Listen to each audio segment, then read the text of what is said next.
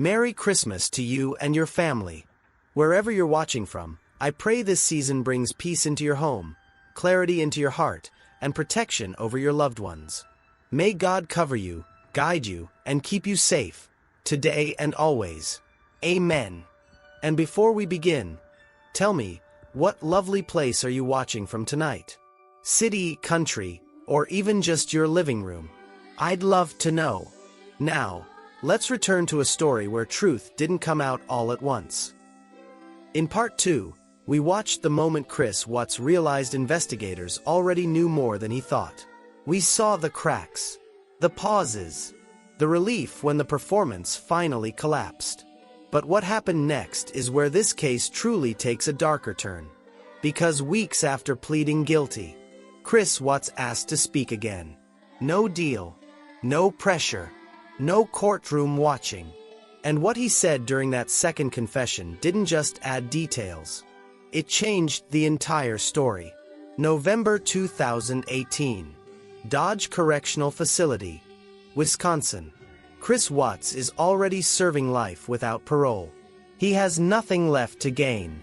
This interview was supposed to be simple, a clarification, a closing chapter. But instead, Chris starts talking, and with every sentence, the timeline begins to shift. He claims nothing was planned, that it all just happened. But then he says something chilling. He says when he woke up that morning, he knew this was the day. Not panic, not confusion, certainty. Spontaneous actions don't come with certainty. Certainty comes from decision. In this confession, his language changes. He no longer talks about emotions. He talks about steps, sequences, order. He doesn't describe feelings. He describes process. That level of emotional distance doesn't happen in the moment. It happens when someone has already justified what they're about to do. If you're going to go to your friend's house, then we might not include you very much at your house. Yeah. Okay. I'm going to try to leave you alone for the night, but if we get somewhere, if we can't get in the house, if we find something we got to talk to you about tonight, and I can't wait, yeah, I'll have my ready again. Okay. All right. Anything else? Just try to find him. No. Okay. I know. I appreciate you coming in tonight. Mm-hmm. All right. Give me a few seconds. I'm down to bed right now.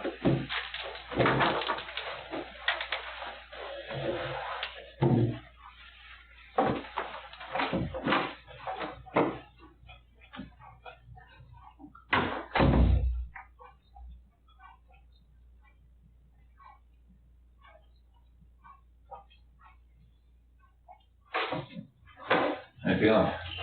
Okay. Thanks for letting us use your phone. No problem. So we're trying to figure this out without sending you home with a bunch of questions, right? Yeah. So we'd like to be able to tell you this is our plan for tomorrow. So far it looks like some of the things we need to do at your house are better at night and some are better in the morning. Okay. So we're going to probably split the difference and start very early in the morning.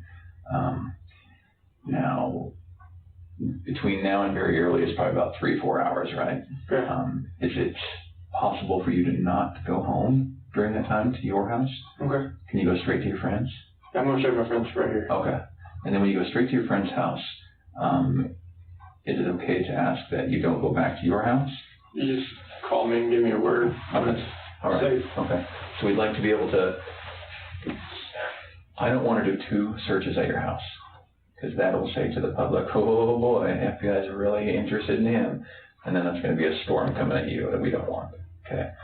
So we'll do that. We're going to send you home, go to your friend's house, get a good night's sleep, pick up your dad at 8 or 9. Yeah. Just to verify with you, he's at like 5 Eastern time. He already has a ticket? Yeah. Do you know when he's flying in, like what he's flying in on, or the company, or? I told him to go to United Airlines. It was cheaper, but I'm not sure because price kept changing on him. He bought his ticket? Yeah. Okay. What's his name? Ronnie Watts. Ronnie Watts, okay. So we'll send you to your friend's house. You know, again, I can't tell you, you cannot go in your house, but I'd like you to not go in your house. If you can do that. And then we'll start early in the morning. I'll check in with you at around 8 or 9. Okay. You'll probably be on your way to the airport if not already there. And then can you, after that, can you just come straight here? Yeah.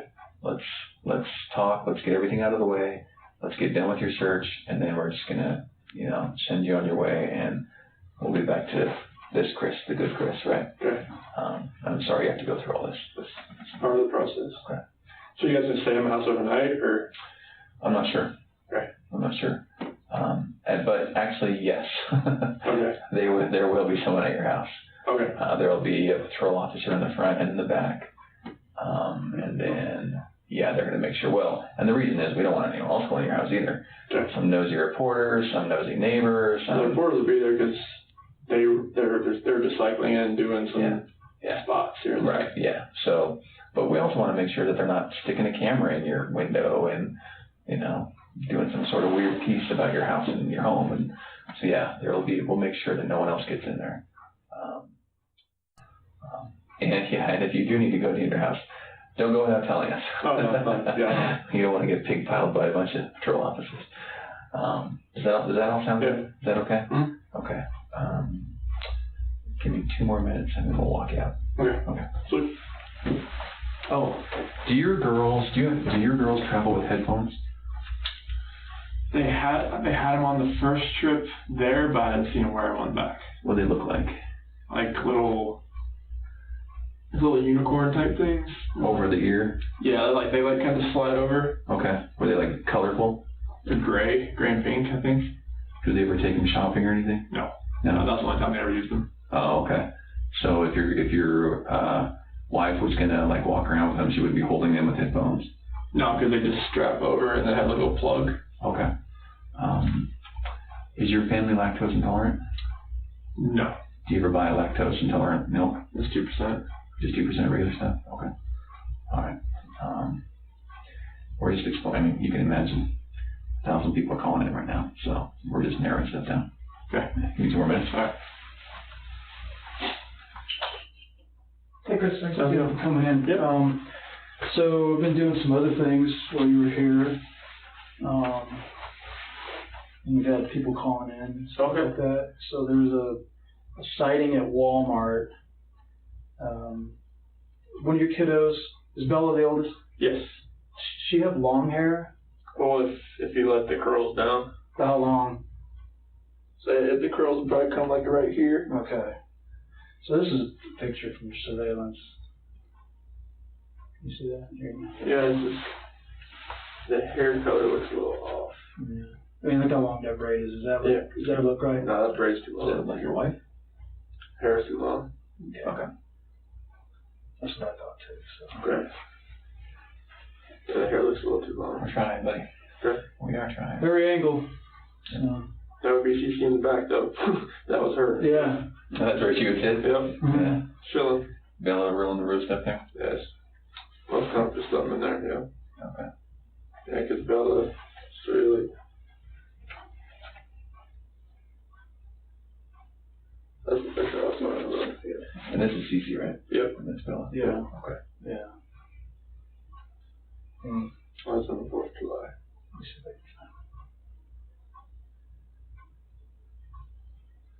Yeah, this is not much different, but it's got a lot longer hair. Yeah. Longer than her? Okay. Okay, great. Thank you. All right. We're ready. You want to take this or no? This is. Please leave all that. Yeah. Okay. So when you get your dad tomorrow, just come on in. He's gonna have a bunch of questions. I'll talk to everyone. Bring him in. Let's talk. I'll bring him here. Yeah. Okay. I mean, you can draw my wherever you need to go. Okay. But you probably want to hear something. Anything that bring. I don't feel like you can't bring in. Okay. All of it you're gonna do. One of the things we were talking about is, as we mentioned yesterday, knocking out the polygraph. Yeah. Why don't we do that today? Okay. Why don't we do that now? Okay. We'll get that out of the way when you're done. This is Tammy. Did you meet Tammy yesterday? No, this is the only one. This is Tammy. Hi, Chris. How are you? All right. So then when we're done, we'll figure out our game plan that I was talking about today. Does your dad have availability to use the car if you're going to be here for like an hour or more? Can you drive? Oh, he can drive it. Yeah. Yeah. Okay. And I'll go explain to him everything that's going on. Okay. He will know where to go, but Oh, okay. Well, we can. Well, the house, he knows how to get to the house, but if Okay. it's not ready, you can't go in there. But Okay. Does he know how to use GPS on his phone? Or yeah, but he wouldn't know like where else to go besides my house. Oh, that's true. There's just no. I mean, I can tell him if he gets to go to my friend's house if. Okay. I'm not sure. Like I'm be here for an hour or like 4 hours. You want me to just go talk to him and let him know when the house is going to be ready and all that, and when he can go, because he can go grab a bite to eat or something, right? Oh yeah, like if there's everything should be open by now around here. So. Okay. Yeah. I'm sure. Well, he's been flying since like 5 o'clock East Coast time. So. Okay. Why don't we knock this out? I think it's the best thing to do to move past all of this, and then I'll go talk to your dad. He'll have the keys. Everything will be good. Okay. Yeah. You have his number, so you can call him when you're done. There's like no signal in this place, so. That's bad, isn't it? That's why I couldn't talk to you earlier. Like yeah, it was. Between him and me, we'll figure out how to communicate this and get him where he needs to go. Okay. Yeah. I've been getting text messages from like a lot of news places.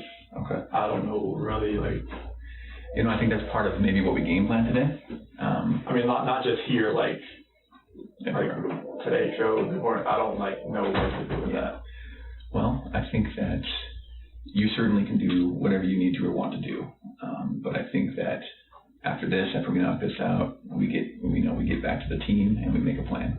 Okay, so I've been getting different like advice, like as far as like her mom said, like if it's a kidnapping, then she said not to talk to anybody. Yeah. But like I'm like torn of what to do. Well, her mom told you not to talk? Yeah, her mom's saying because she was advised by someone like police or a detective there that like if he talks to the media, it might.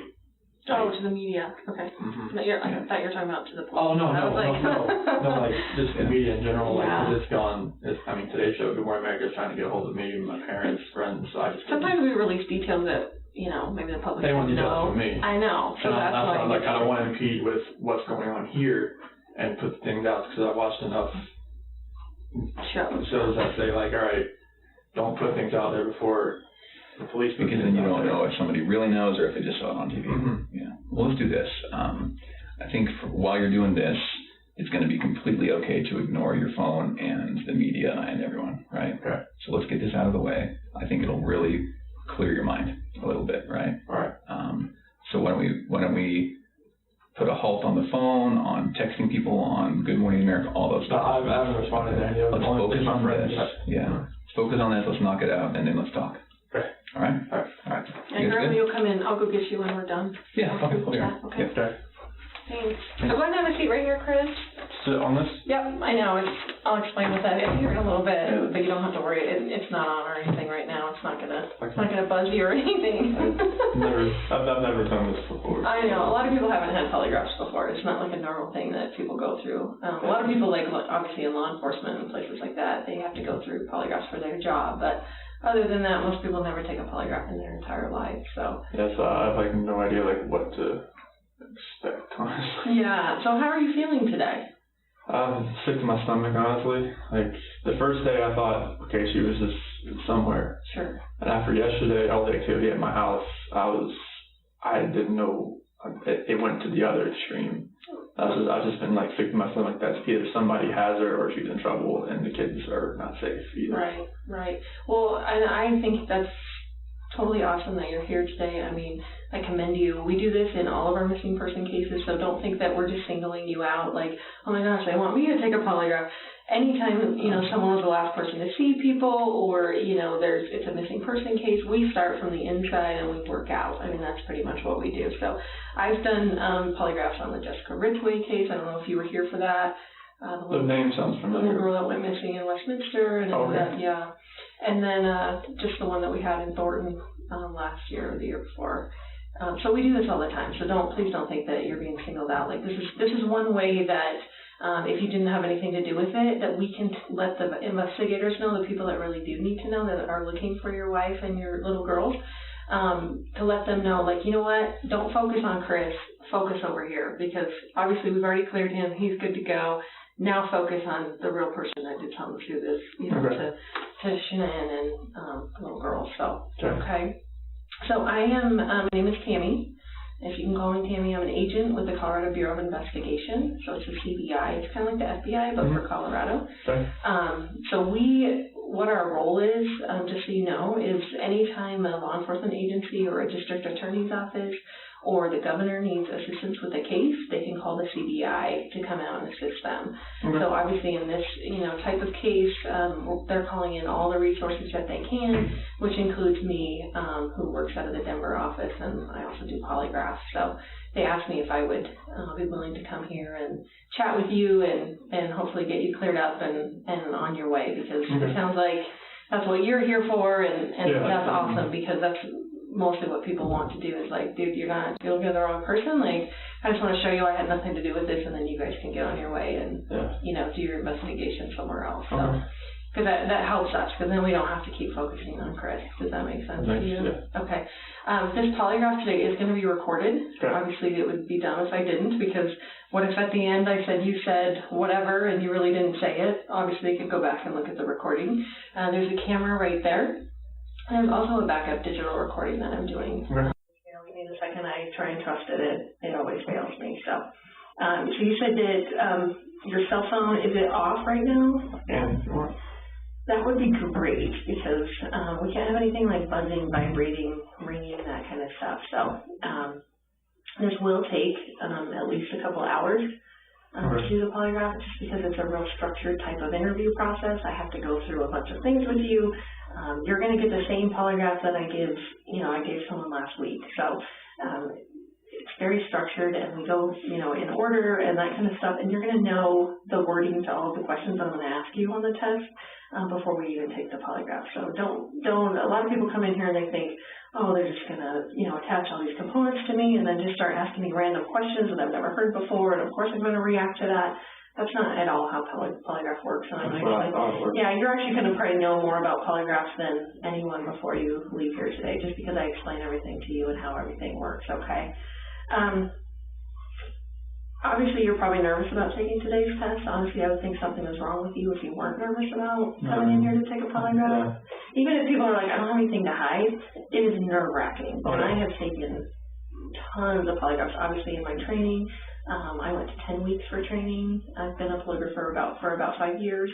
I went to the best school in the country. So I want you to have confidence in the fact that if you had nothing to do with this disappearance, like, we're going to find that out today, okay? I have the best training that they offer in the United States.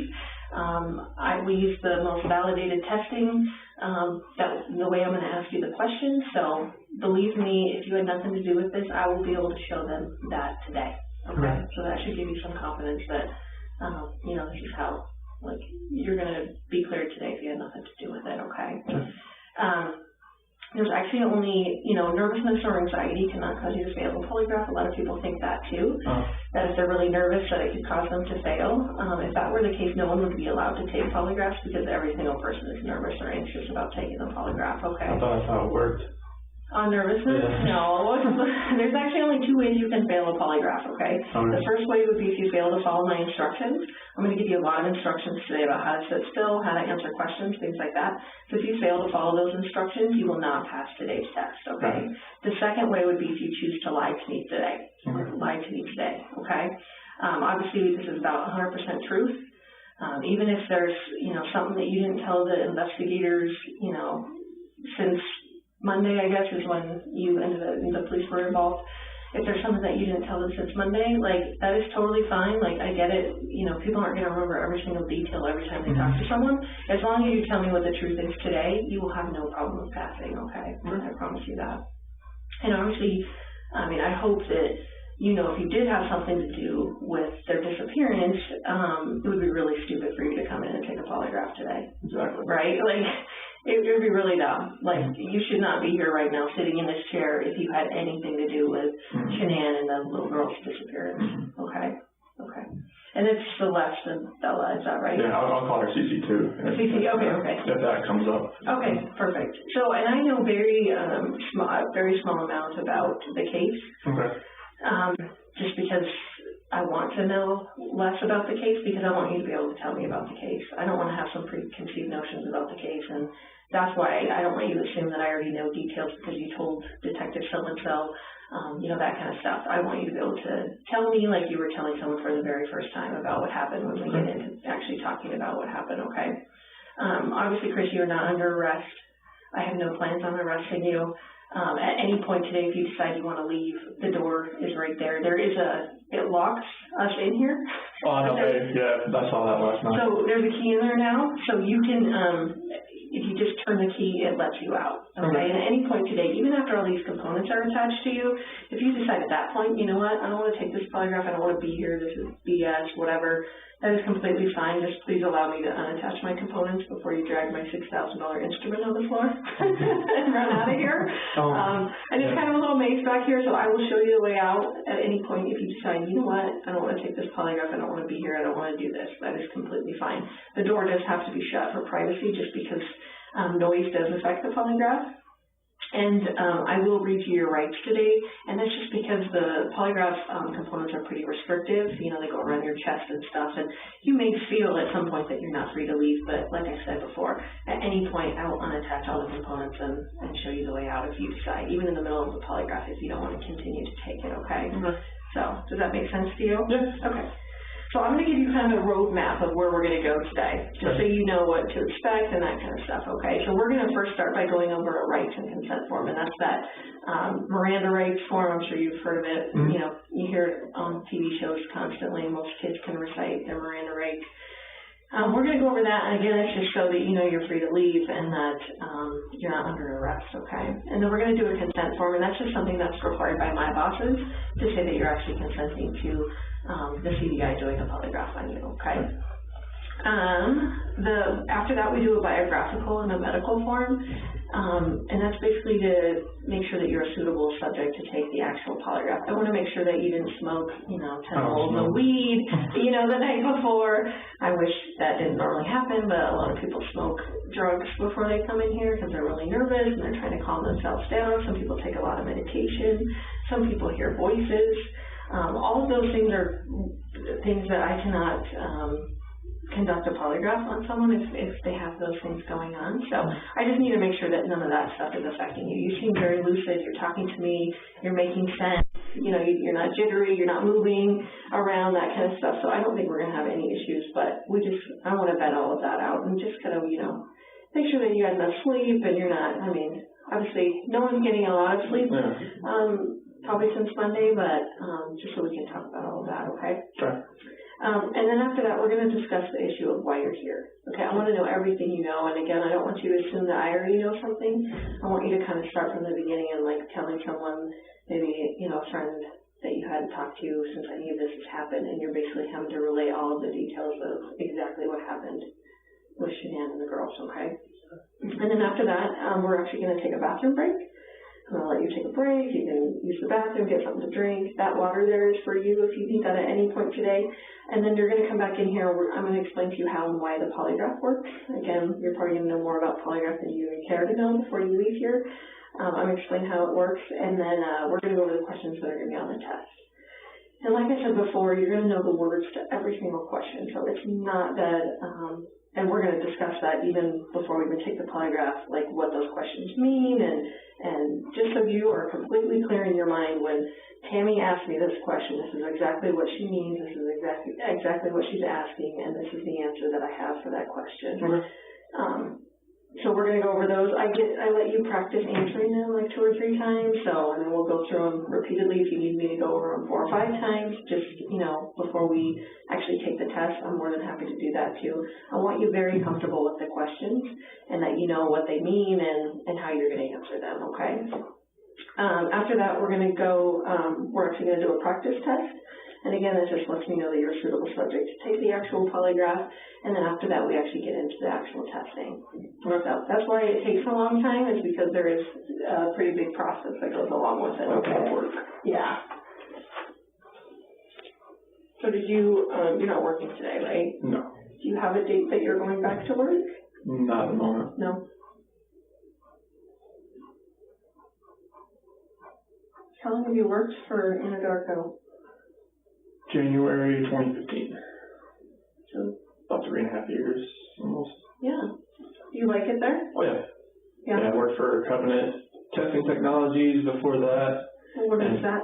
That's a contract company for oil and gas. Oh, okay. Before that, I worked for Ford for 11 years as a technician. Oh my goodness. So does that translate into No, darker stuff? it's mechanical. I mean, like, I like to fix things. And when I moved out here, I worked at Longmont Ford. Okay. And I moved up pretty fast there, but I hit that like kind of plateau that kind of just like I couldn't go, got stagnant. Mm-hmm. And I was having this carpal tunnel syndrome, both my hands, and I mean it was bad. Like I was doing this like all day, you know, like it was bad. Yeah. So you still have that? I don't even know. Can you get rid of carpal tunnel? Oh, like it was just the onset of it. Like it wasn't like full on I need to have surgery type thing, but like now it's so much better. Like it doesn't have that pain. Like there's a lot of mechanical things you do in oil and gas, but it's not as repetitive as the car industry is. So are you, excuse my language, are you a worker bee or are you like a boss guy?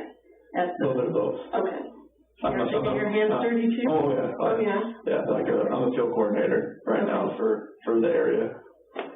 I have 6 route operators and 2 rover operators. Okay. So that's what I'm kind of just over them right now, and we game plan like we look on the computer on our well summary screen and kind of go from there to see what kind of problems we might have throughout the day. Sure. And just kind of like, all right, this is what we need to do. You go here, there. And okay. got everybody's doing kind of the middle part of the day, and everybody needs help, and try to get everybody checked out by like 3:30 or something like that. Oh, that's nice. But you don't get to work for your... Yeah, we start for your like 6:30, somewhere around there. So. That's super early. Well, yeah, you have to get there early. You just never know what could happen. So. That's true. That is true. So do you have an ID on you, Chris, that I could see? So I have the biographical form has some like driver's license numbers and that kind of stuff. So I'll just keep this just for a second till I do the other form. Are you named after anyone? No. No? My middle name's just my dad's middle name, but other than that, no. Okay.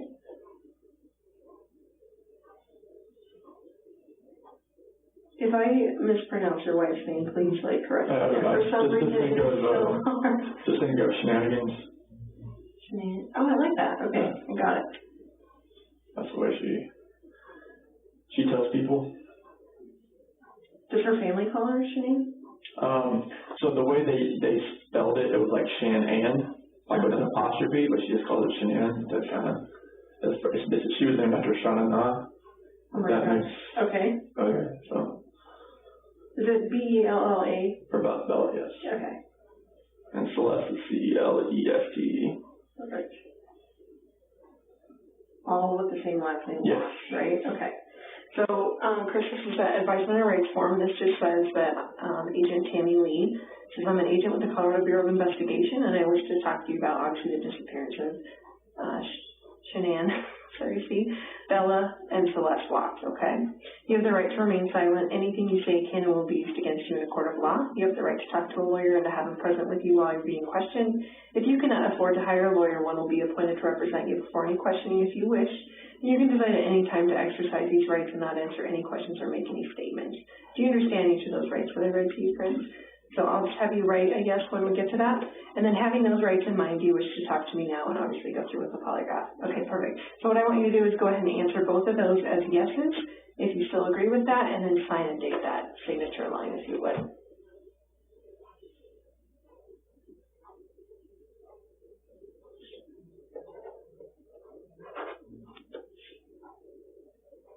Have you always been a Tar Heels fan? Yes. 15th. It is, yeah. My son is a huge Tar Heels fan. I don't even know why he likes them, but maybe because the Nuggets suck. I don't know. Well, George Carl used to coach here too, and he was a Carolina guy. Oh, he was? Yeah. I didn't know that. Yeah. Do you go to any, do the Nuggets play Carolina? North Carolina? Oh, no, North Carolina is that's the college. Oh, college. Oh, my gosh. I'm sorry. Sorry. You're right. Yeah. Okay. I'm getting all my teams mixed up. You're right. Did you go to college then? No, I wish I did. That was nice. Yeah. Well, where did you go to college? I went to NASCAR Tech, and it's in North Carolina as well. NASCAR is the name of it? Man, it was a mechanical school. Oh, really? Yeah. Very cool. It focused on regular automotive and then the NASCAR portion as well. Oh, very cool. Did you learn a lot of stuff? Oh, yeah. Is that like kind of elite mechanical school scope? It was part of the Universal Technical Institute. Like, it was part of their program, plus the NASCAR part, plus I went to the Ford, the FAC program there as well. So. Wow, that's awesome.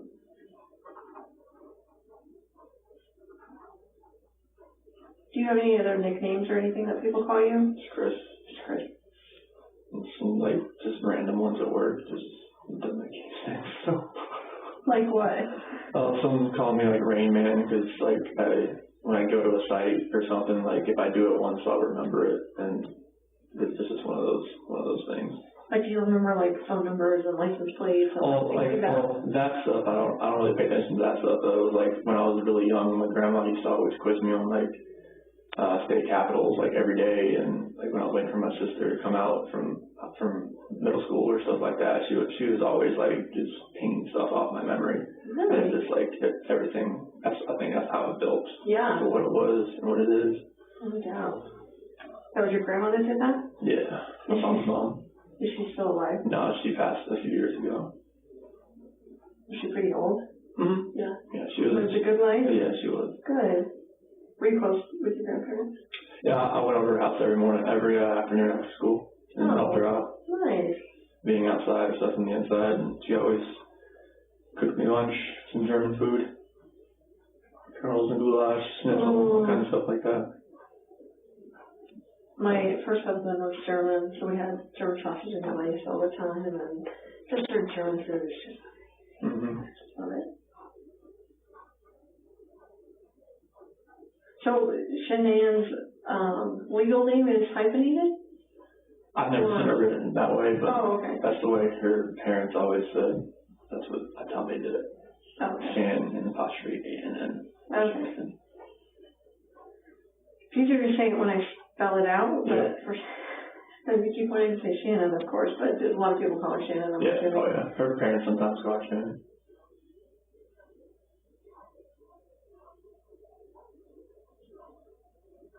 Have you talked to her parents at all? Mm-hmm. Yeah, are they being pretty decent and good?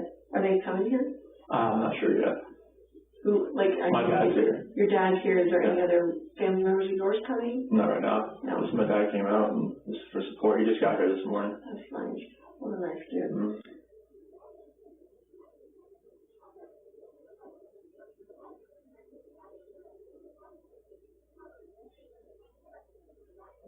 Okay, so this is that consent that my bosses require, and this just says Agent Tammy Lee has advised me that she's investigating the matter of, obviously, the disappearance again of Shanann, Bella, and Celeste. I hereby say that to the best of my knowledge, I'm in good physical and mental health. I also state that no force, duress, or undue influence has been used against me, and that I am consenting to this polygraph interview on my own free will. I understand that the results of this process will be released to, obviously, the Frederick Police Department, the District Attorney's Office, and the FBI. It would be very silly for you to sit in here and take a polygraph if I couldn't release your result of hopefully passing to the people that need to know. Does that make sense to you? And it says, I hereby give my voluntary consent to undergo a polygraph interview, and I understand that this process is subject to both audio and video recording and monitoring, which we had already talked about, okay? So if you agree with that consent, you can just sign and date it.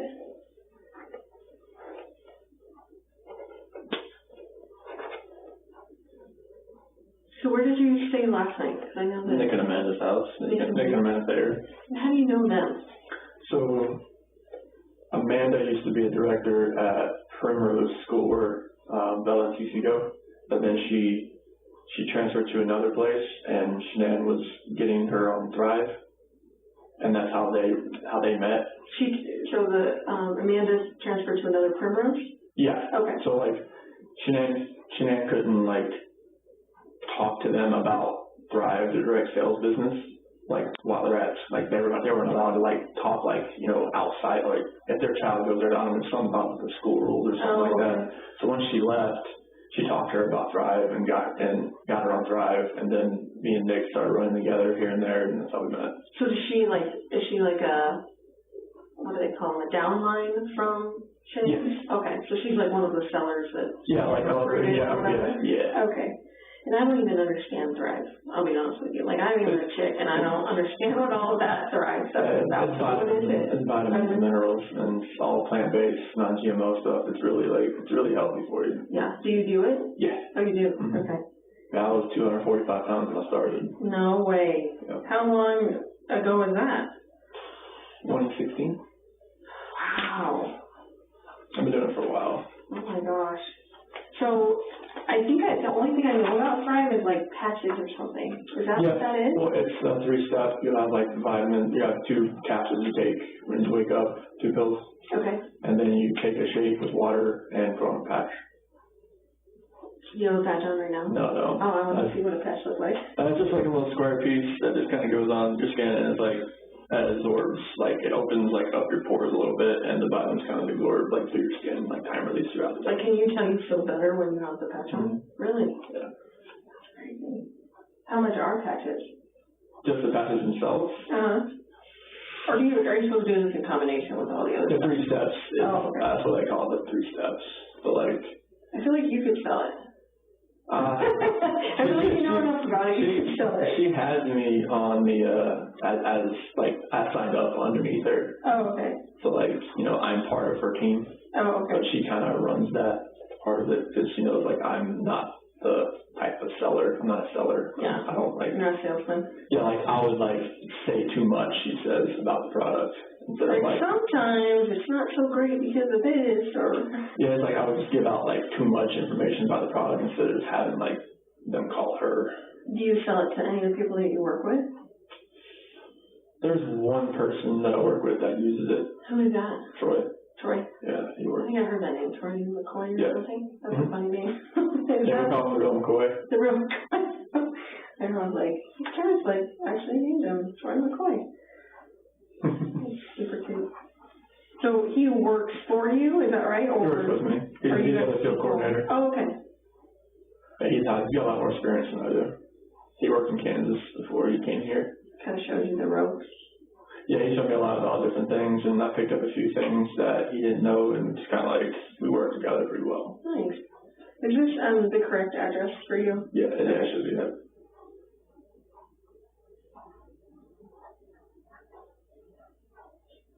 Is Troy married? Yes. Oh, yes. So do your families hang out at all? A few times, yeah. His kids are older. Oh, okay. Like how old are they? Like 11, 10, 8, and 7. Oh, okay. Somewhere around there. There's 4 kids? Two of them. Oh, okay. Like a blended family? Yeah. I think he met her when she had 2 kids already. Oh. Yeah. So what's your social security number, Chris? 241. Okay. 67 3387. And your cell phone? 910 309 1702.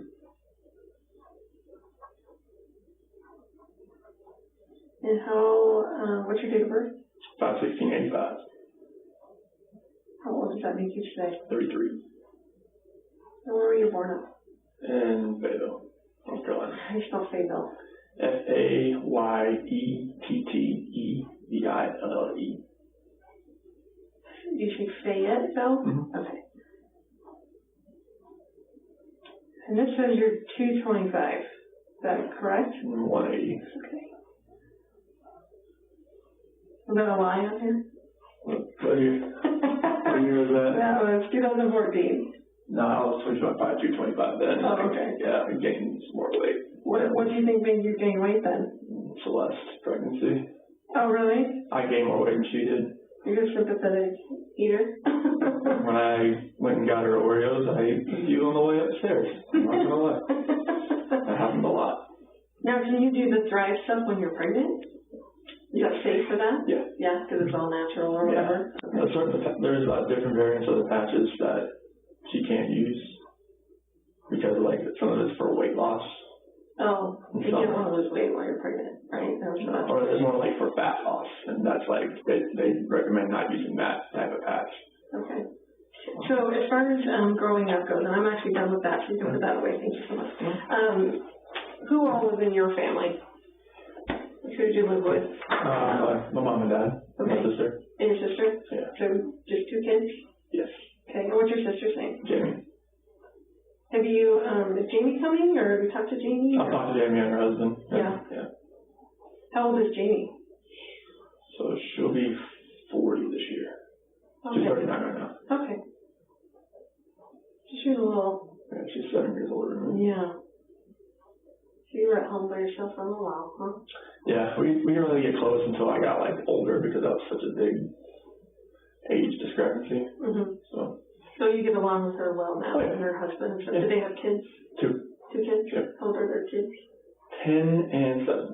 10 and 7. Do you get to see them very often? Or? I just saw them like when I was in North Carolina. Oh, you did? Yep. Nice. When were you in North Carolina? So it was the August 1st to the 7th. Nice. And how far did you get in school? So I graduated from high school and then I got through the NASCAR Tech program. Nice.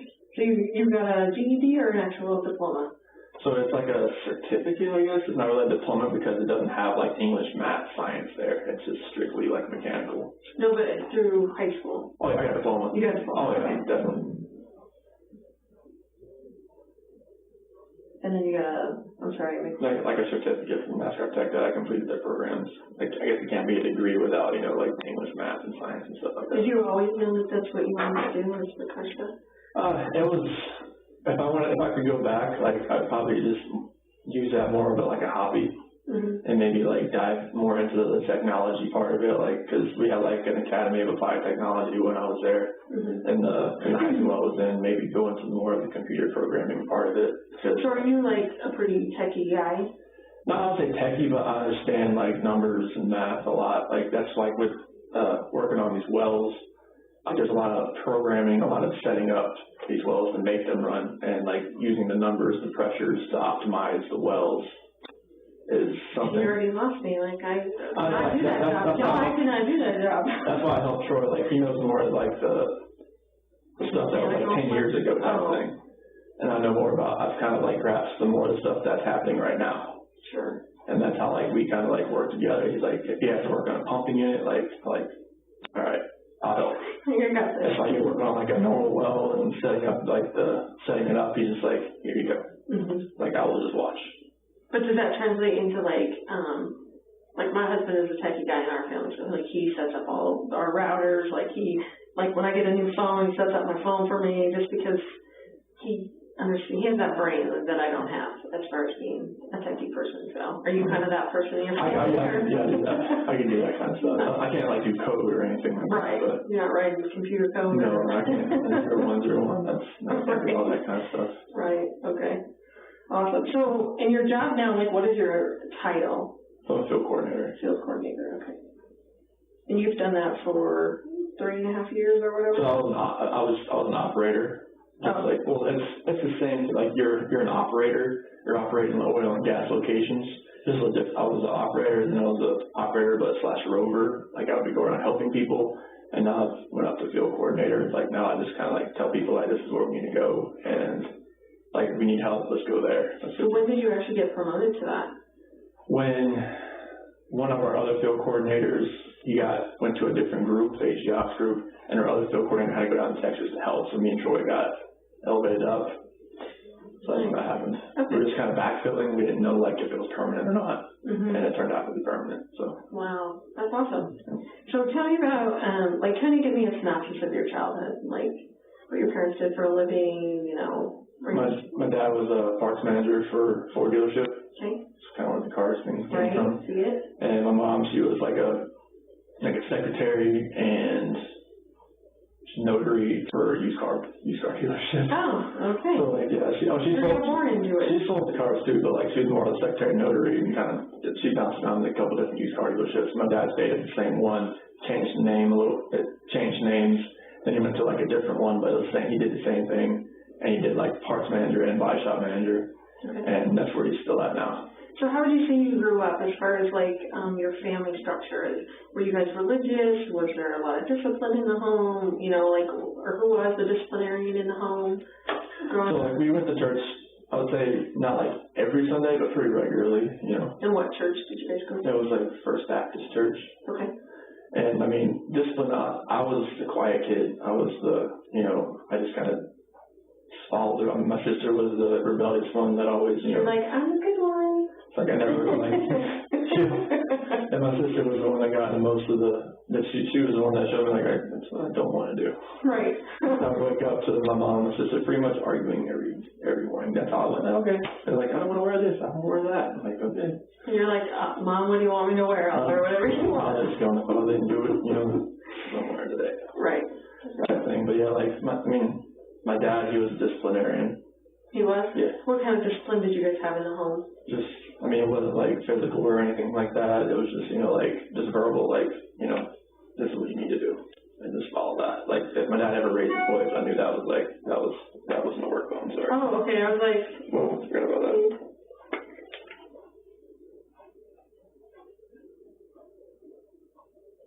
kind of now. I'm not in the middle of the text. No, you're good. I have two phones too, and it's hard to keep track of them. So. Yeah, my work phone's are. I'm glad I did that. Yeah. Okay, so you said your dad was a disciplinarian, but he just. I mean, it was verbal, like, cause like as soon as he raised voice, I knew something was like okay, that's okay. I'm good there. Like, right. Did anyone struggle with like drug or alcohol abuse or anything like that in your family? No, I mean, my dad did at one point, but it was like after I left. Like after I graduated and everything, and I just like, cause my sister, she would leave and she'd come back, leave and come back, leave and come back. She never like runaway kind of thing? All of like, she would move, like she went to East Carolina, and that didn't work out, so she came back home, she moved to a different place, and that didn't work out, she came back home type thing. And like when I left, I was on my own, and I was like self-sufficient, and I never came back, and I think that hit him pretty hard. So they expected you to come back, do you think? Oh, he was used to me being around. Like, you know, he's my hero, he's my best friend. Your dad is? Yeah. Yeah, so like that's where I think that kind of hurt him a little bit, because like once I left, I didn't move back. So tell me, so you're talking about for college? Like as soon as you graduated, you moved out? So is NASCAR close to where you guys live? Like, no, like once I graduated high school, I moved to Mooresville, North Carolina. That's about 2 hours away. Okay. And that's where I live. I never moved back. I mean, I came back to visit, but I never moved back. Okay. So you go to college, is it a 4-year college, 2-year college? And that program I finished in 52 weeks. So it was like a year and a half, almost 2. Okay. Oh, actually, wait. That's like a year. 72 weeks, sorry. Okay. 72 weeks. So a year and a half. And then where did you go after that?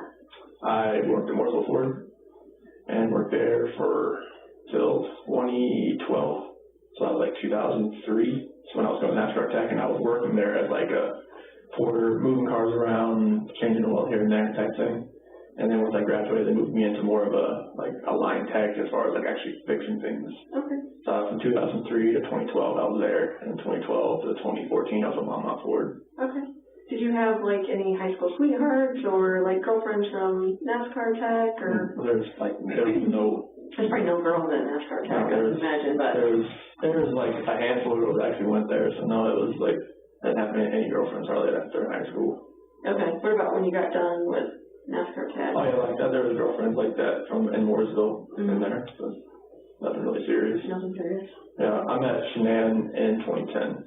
Oh, 2010? Yeah. Okay. And how long did you guys date before you got married? I'm assuming you're married? Yeah, 2012 when we got married. Okay. Dated a couple of years? Mm-hmm. Nice. Now, did she live in Mooresville? She lived in Belmont at the time. So how did you meet her? Through my cousin's wife. And my cousin's wife and Shanann, they knew each other from from an automobile shop that she ran. That Shanann ran, or the cousin's wife? No, Shanann ran. She ran like 3 different stores. Like auto parts? Wheels, tires, audio, custom stuff. Oh my gosh, you're just all in that. All in that. It's all like crazy. Okay, so we're gonna, I just gotta ask you some of the medical questions just to make, again, sure that you're a suitable subject. And you said you've never taken a polygraph. Nope. How would you describe your physical condition right now? Good, fair, or poor? I'll say good. Good. Awesome. Have you had any major surgeries or injuries within the last 6 months? Are you in any discomfort right now? As far as like pain, yeah. No, not really. Okay.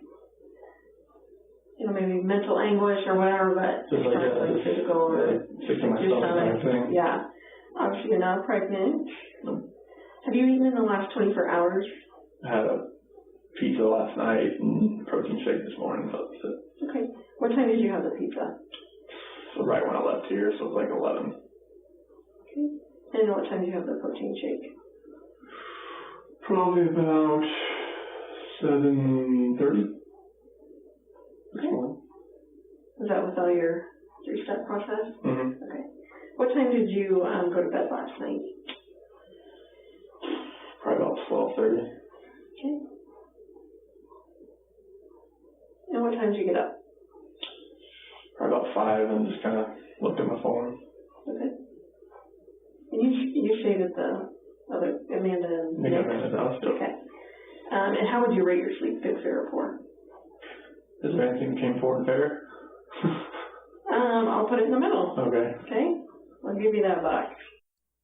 Have you had any alcohol within the last 24 hours? Do you drink alcohol? Only if if I'm going out somewhere, like with friends coming over, I don't drink by myself. Okay. That's not, I don't think that's really. How often would you say that you drink in a given week? Like how many beverages would you have? If I drink something, just be like 1 or 2. 1 or 2 beers? Yeah, or beers. I don't do it. No hard alcohol? No. Okay. Any legal or illegal drugs consumed within the last 24 to 48 hours? No. That includes even cough medicine, anything like that? No. So you just had vitamins, is that right? Mm-hmm. Okay.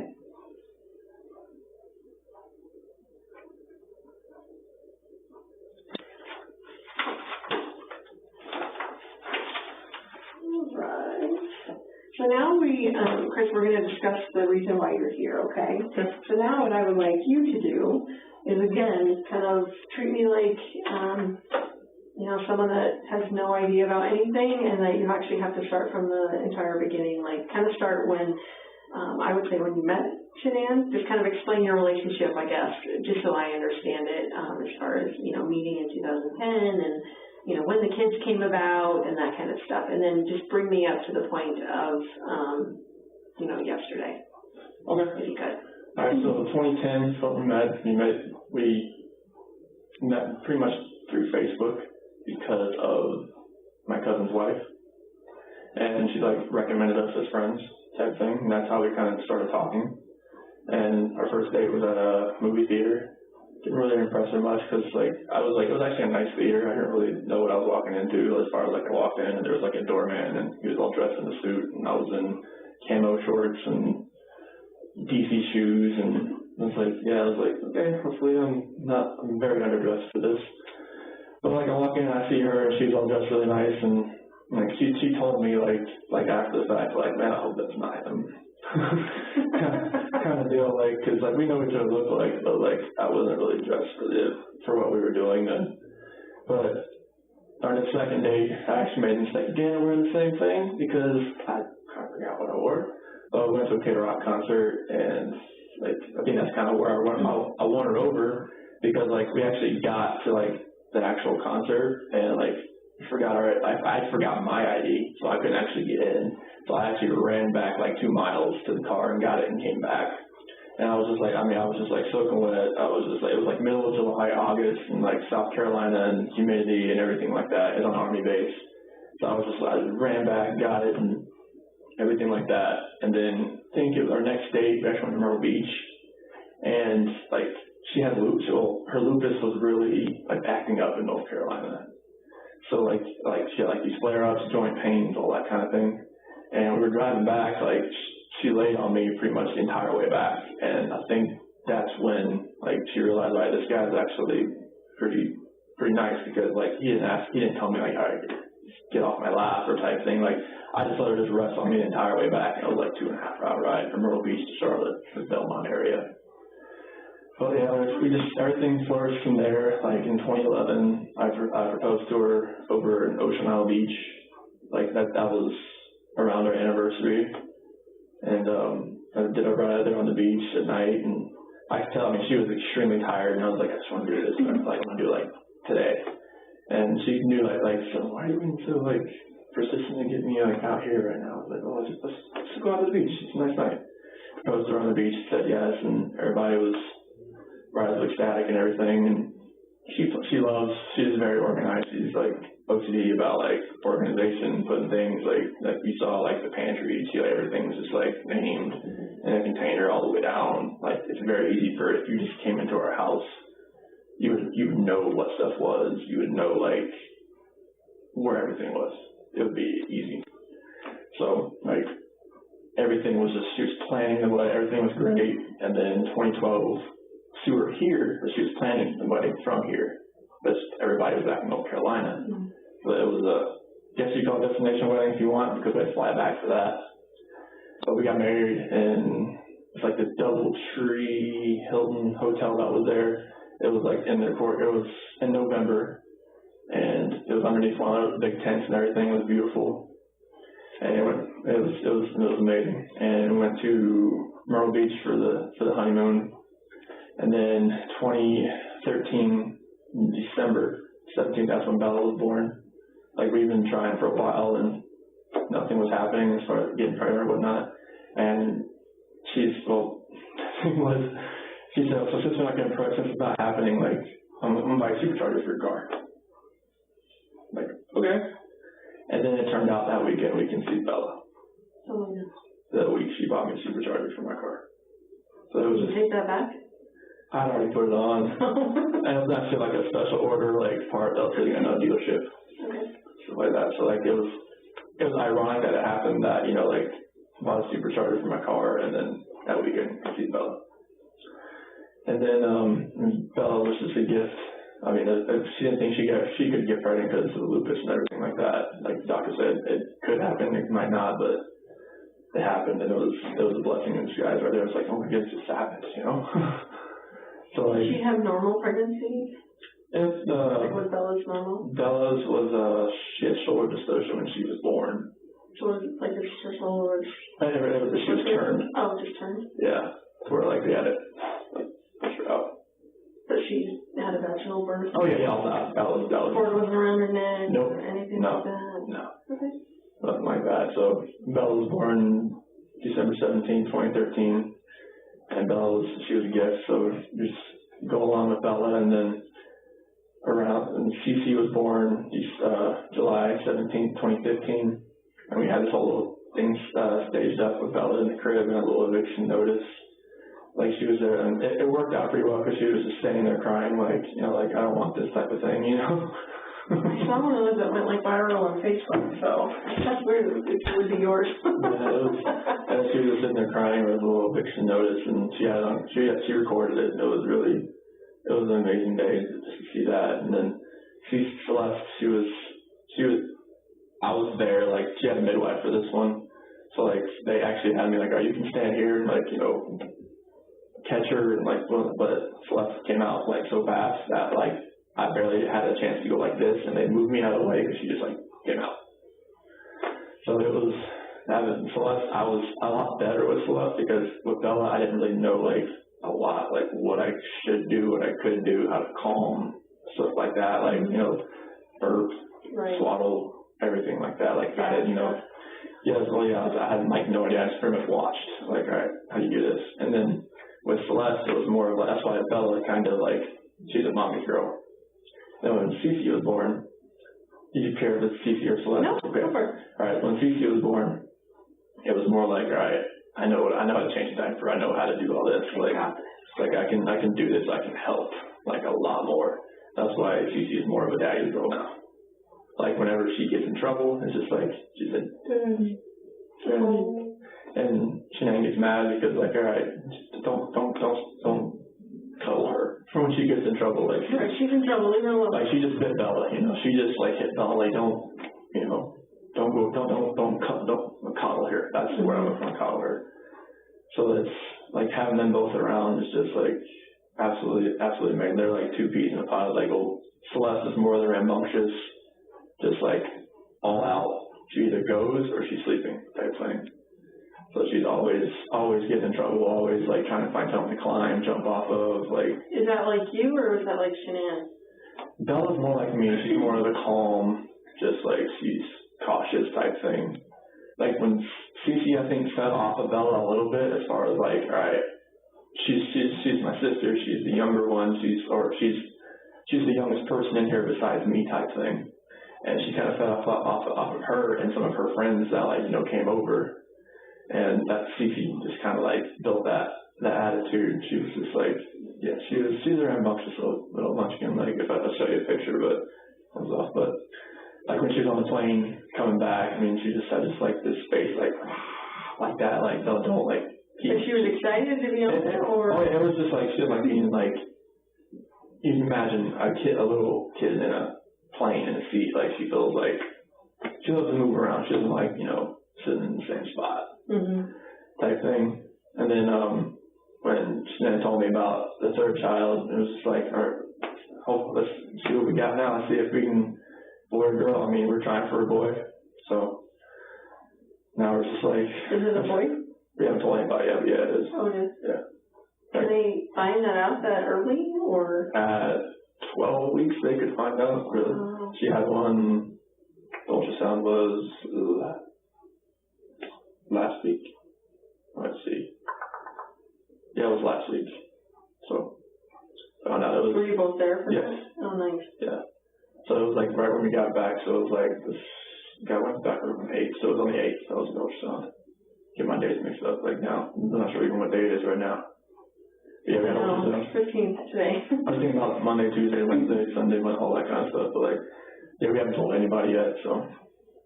So both the girls were born out here, right? Yes. Okay. Yeah, Bella was born at Good Samaritan. Cece was born at Vista.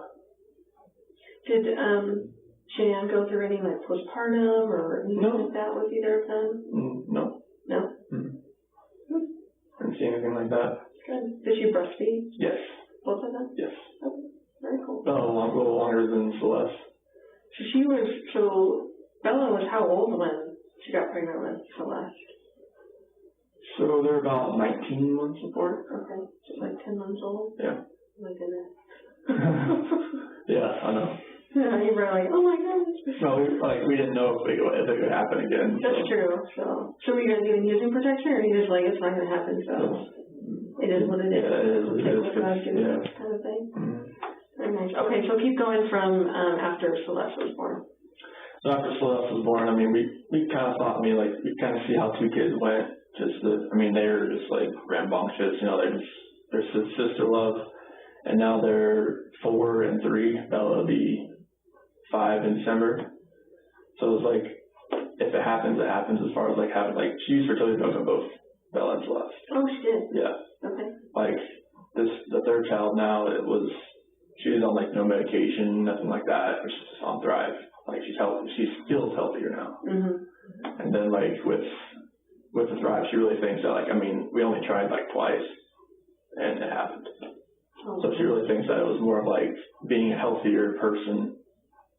Sometimes just having the stress off, like, having my kids, so this is just a bonus. Oh yeah, like that. Yeah, I could definitely. He offers details no one asks for. Specific movements. Exact timing. Why does that matter? Because real panic scrambles memory. Rehearsal sharpens it. And sharp memory points to preparation. Pause right here. I want your take. Do you think this second confession was finally the truth? Or was it about control? Type truth if you believe he finally came clean. Type control if you think he was still managing the story. So why confess again at all? Here's the unsettling reality. Some people don't confess to release guilt. They confess to regain control. And in part 4, we're going to break down the one detail in this confession that investigators couldn't ignore. Because once you see it, you can't unsee it.